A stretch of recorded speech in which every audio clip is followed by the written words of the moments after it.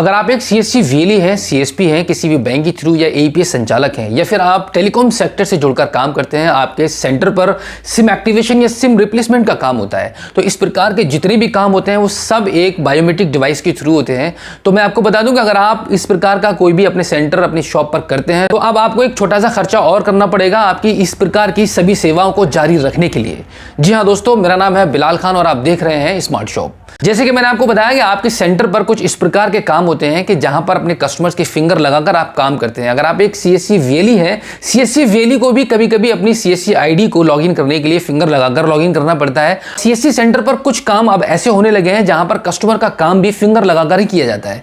जैसे कि अगर कस्टमर अपने आधार कार्ड में करेक्शन कराना चाहता है और आपके पास आधार कार्ड करेक्शन करने का सेंटर है तो वहां पर भी मोरफो डिवाइस का यूज होता है। और इसी के साथ में अगर आप अपने ग्राहक के पैन कार्ड को अप्लाई करते हैं तो सीएससी पर कस्टमर्स के फिंगर लगाकर आधार कार्ड के थ्रू पैन कार्ड को आसानी से अप्लाई करते हैं आप सभी लोग, तो उसके लिए भी एक बायोमेट्रिक डिवाइस का यूज होता है। इसके लिए मैं आपको बता दूं, अगर आपके सेंटर पर मोरफो डिवाइस है तो आपको थोड़ी सी चिंता करने वाली बात है। उसमें भी यह है कि अगर आपकी मोरफो डिवाइस E1 या E2 है तो आपको चिंता करने वाली बात यहां पर यह है कि आपको छोटा सा खर्चा फिर से करना पड़ेगा। अगर आपके सेंटर पर मोरफो डिवाइस नहीं है तो आपको बिल्कुल भी टेंशन लेने की जरूरत नहीं है, क्योंकि मोरफो डिवाइस की ही अपडेट आज की इस वीडियो में हम आपके साथ शेयर करने वाले हैं। और वो ये है कि मोरफो डिवाइस अब बिल्कुल परमानेंटली बंद होने वाली है। जी हां, बिल्कुल सही सुना आपने।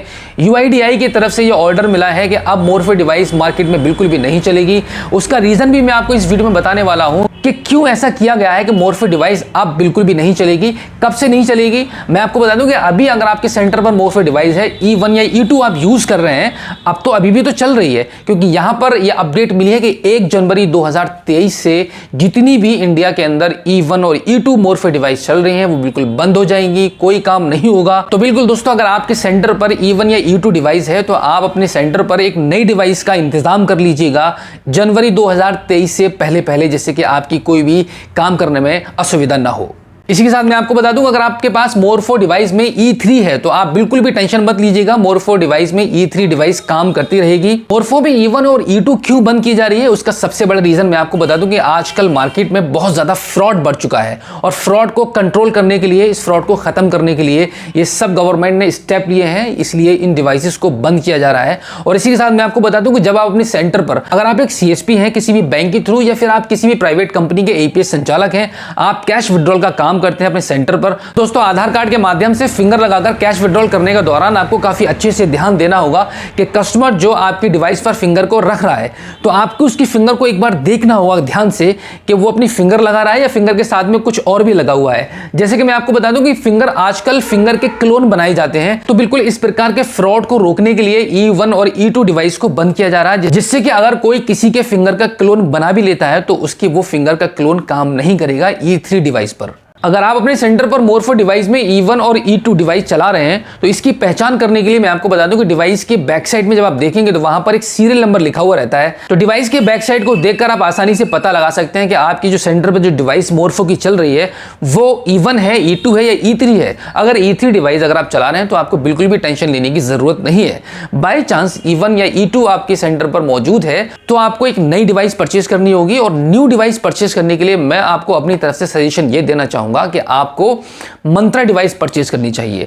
अगर आपके सेंटर पर मोरफो डिवाइस मैंडेटरी नहीं है, अगर आप एक किसी बैंक के थ्रू सीएसपी संचालक हैं और उस पर आपका मोरफो डिवाइस ही मैंडेटरी होता है उस सिस्टम को लॉगिन करने के लिए, तब तो आपको फिर से एक नई मोरफो डिवाइस परचेज करनी पड़ेगी। अदरवाइज आपको मोरफो डिवाइस परचेज करने की जरूरत नहीं है। वो इसलिए मैं आपको बता रहा हूं कि मोरफो डिवाइस का जब आप रिचार्ज करते हैं 1 साल का तो लगभग 450 रुपए का रिचार्ज होता है और हर साल आपको रिचार्ज करना पड़ता है मोरफो डिवाइस का। तो 450 रुपए का पर ईयर का आपका मोरफो डिवाइस का खर्चा होता है। और यहीं पर मोरफो डिवाइस भी काफी महंगी आती है, यानी कि 3000 रुपए से लेकर 4500 रुपए तक के इसके मार्केट में रेट रहते हैं। तो अगर आप मोरफो डिवाइस के अलावा कोई दूसरी डिवाइस अगर आप परचेज करना चाहेंगे तो मैं आपको सजेशन देना चाहूंगा कि आपको मंत्रा डिवाइस परचेज करनी चाहिएगा। फिलहाल इस मंत्रा डिवाइस को परचेज करने के 2 बड़े फायदे ये हैं कि पहले तो आपको ये डिवाइस काफी सस्ती मिल जाएगी मोरफो डिवाइस के मुकाबले में, यानी कि 2000 रुपए से लेकर 2500 रुपए तक की मार्केट के अंदर ये अवेलेबल रहती है आसानी से। और इसका जो RD सर्विस का जो लाइसेंस होता है वो लाइफ टाइम रहता है। इसमें आपको कभी भी एक बार डिवाइस को परचेज करने के बाद दोबारा कभी भी आपको इसमें रिचार्ज करने की जरूरत नहीं होती है।